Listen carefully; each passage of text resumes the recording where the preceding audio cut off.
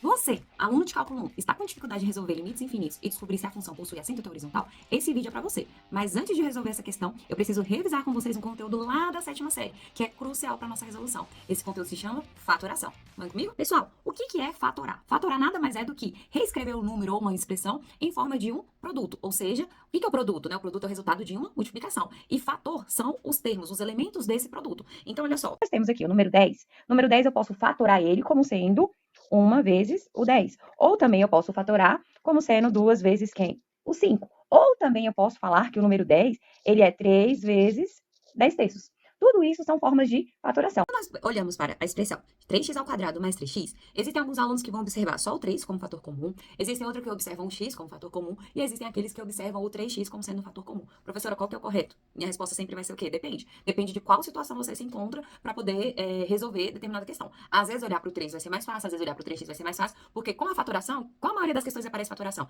Geralmente quando nós temos uma divisão e a gente quer o quê? Simplificar elementos, tá? Então, por exemplo, 3x² mais 3x, nós podemos dizer que é 3 em evidência. Então, sobrou o x² na primeira parcela e sobrou o x na segunda parcela. Mas isso aqui também é igual se eu colocar o 3x em evidência. Na primeira parcela sobrou um x e na segunda parcela vai sobrar, no caso, o quê? O 1, certo?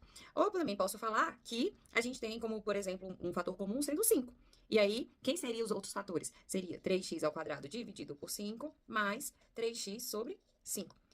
Pegaram a dica? Agora sim, sabendo disso, revisando isso, a gente vai lá para a parte de limites infinitos. Vocês vão ver o tanto que vai ficar mais fácil a gente resolver limites infinitos, sabendo que em uma fatoração nós podemos colocar tanto os números ou o número com a letra que está visível, mas também a gente pode escolher qualquer fator para ser um fator comum dentro da nossa função. Vamos lá resolver limites?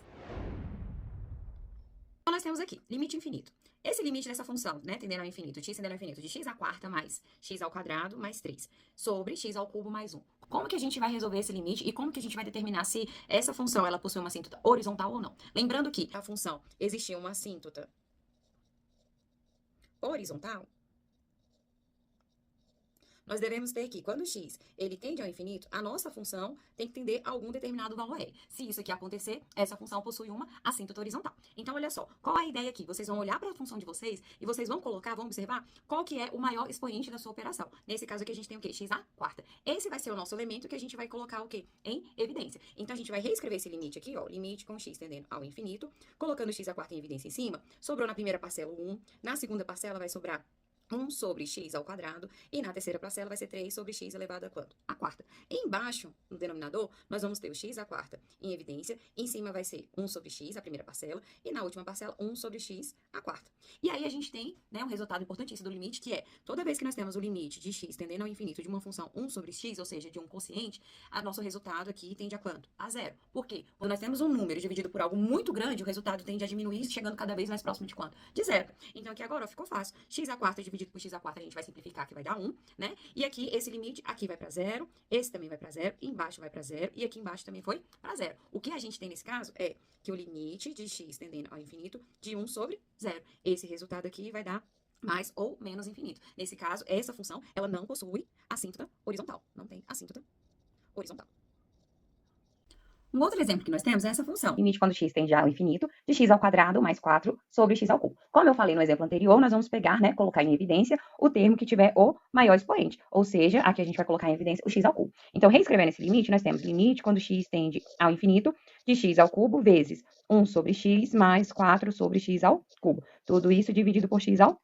Simplificando, x³ dividido por x², o resultado vai dar 1. Então, nós temos que o limite quando x tende ao infinito, de 1 sobre x mais 4 sobre x², esse daqui vai para 0 e esse daqui também vai para 0. Ou seja, nosso resultado deu 0. Então, o que nós temos nesse exemplo? Quando x ele tende ao infinito, a nossa função tende cada vez mais a se aproximar de quanto? De 0. Então, nesse exemplo, a nossa função, ela possui assíntota horizontal.